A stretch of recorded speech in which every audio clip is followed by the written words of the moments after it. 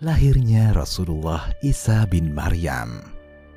Nabi Isa adalah di antara Nabi dan Rasul Allah.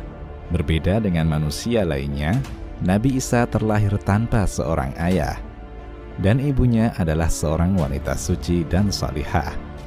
Demikianlah janji Allah Azza wa Jal, menghendaki sesuatu terjadi, maka ia akan terjadi. Adam alaihi salam Allah ciptakan tanpa perantara ayah dan ibu. Hawa terlahir tanpa campur tangan wanita, dan Isa hanya dari seorang ibu.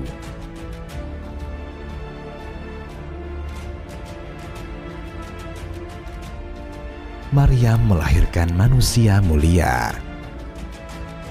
Maryam adalah seorang wanita salihah yang menjaga diri dan kehormatan.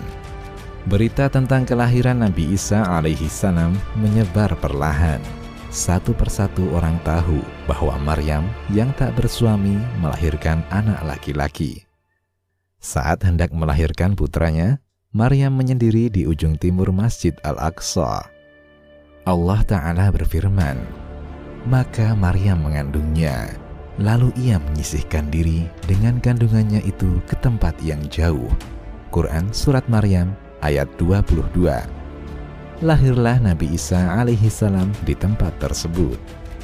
Maryam menyepi dan menyendiri. Ia takut beredar fitnah tentang dirinya di masyarakat. Tentu mereka akan bertanya, dari mana ia peroleh anak itu? Mana suamimu? Apakah dia berzina? Siapakah bapaknya? Dan tuduhan lainnya. Ia takut akan semua gunjingan itu. Peristiwa ini sangat berat baginya. Seorang wanita tak akan tahan jika kehormatannya dijadikan hina. Maryam adalah wanita siddiqah, ahli ibadah. Ia mengabdikan diri di tempat yang suci, di tanah yang mulia dan kudus.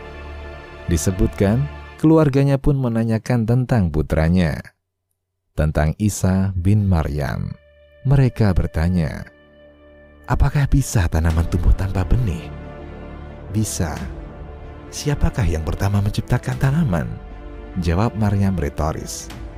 Mereka kembali bertanya, bisakah pohon tumbuh tanpa air? Bisa. Siapa yang menciptakan pohon pertama kali?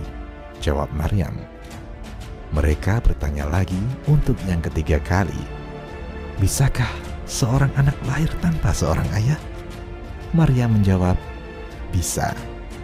Sesungguhnya Allah menciptakan Adam tanpa ayah dan ibu.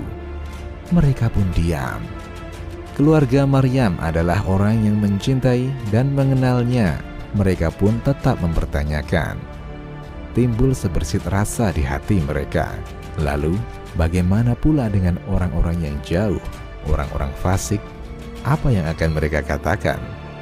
Manusia dalam keadaan Nabi Isa ini terbagi menjadi tiga. Pertama, orang-orang Yahudi. Mereka menuduhnya sebagai anak zina, karena menurut mereka, Maryam berzina dengan Yusuf An-Najjar. Kedua, orang-orang Nasrani. Mereka menganggap Isa sebagai anak Allah, dan Maha Suci Allah dari yang demikian.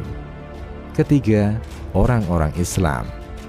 Mereka memuliakan Nabi Isa sebagai seorang nabi dan rasul, namun tidak berlebih-lebihan terhadapnya dengan mengimaninya sebagai hamba Allah. Maryam pergi ke Bethlehem. Saat sampai di sana, ia berucap, sebagaimana firman Allah Ta'ala, aduhai, alangkah baiknya aku mati sebelum ini, dan aku menjadi barang yang tidak berarti, lagi dilupakan. Quran Surat Maryam ayat 23. Ia berharap seandainya mati karena beratnya keadaan.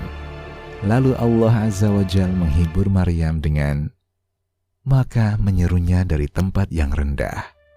Janganlah kamu bersedih hati. Sesungguhnya Tuhanmu telah menjadikan anak sungai di bawahmu.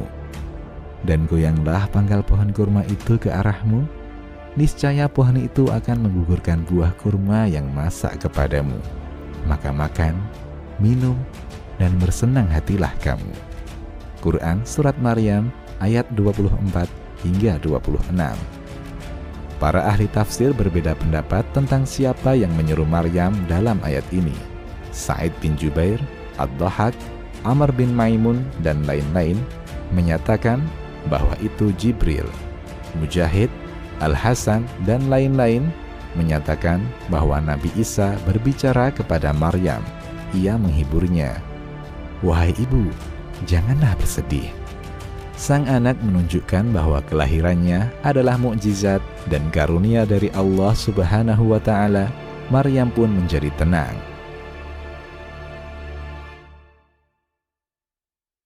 Maryam bertemu kaumnya. Setelah merasakan ketenangan, Maryam pulang dan bertemu kaumnya. Mereka berkata, sebagaimana firman Allah Ta'ala, maka Maryam membawa anak itu kepada kaumnya dengan menggendongnya. Kaumnya berkata, "Hai Maryam, sesungguhnya kamu telah melakukan sesuatu yang amat mungkar. Hai saudara perempuan Harun, ayahmu sekali-kali bukanlah seorang yang jahat, dan ibumu sekali-kali bukanlah seorang pezina." Quran Surat Maryam ayat 27 hingga 28. Berbeda dengan keluarganya yang mempertanyakan keadaannya, orang-orang fasik langsung menuduh Maryam. Mereka cerca Maryam dengan telah melakukan sesuatu yang sangat mungkar, yakni perzinahan. Mereka bawa-bawa kedua orang tuanya yang baik-baik agar Maryam semakin malu. Mereka tuduh Nabi Zakaria lah yang menzinainya. Tanpa pengadilan, mereka hakimi Zakaria dengan membunuhnya. Di antara mereka juga ada yang menuduh Yusuf An-Najjar, sepupu Maryam, adalah bapaknya Isa.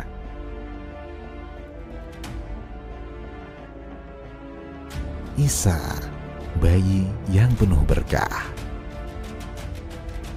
Maryam mengetahui anaknya mampu berbicara dan bersaksi untuk mereka. Ia pun mengatakan, sebagaimana Allah firmankan, maka Maryam menunjuk kepada anaknya. Mereka berkata, bagaimana kami akan berbicara dengan anak kecil yang masih di dalam ayunan? Quran Surat Maryam ayat 29. Isa memberikan jawaban dan persaksian membantah tuduhan keji yang dilemparkan kepada ibunya. Berkata Isa, sesungguhnya aku ini hamba Allah. Dia memberiku Alkitab Injil dan dia menjadikan aku seorang nabi. Quran Surat Maryam ayat 30. Kalimat pertama dari lisan Isa menegaskan bahwa dia adalah hamba Allah Subhanahu wa Ta'ala, bukan anak Tuhan, sekaligus juga membantah tuduhan kaumnya terhadap ibunya. Ia membantah orang yang mengatakannya anak Allah atau anak zina. Dan dia menjadikan aku seorang yang diberkati di mana saja aku berada.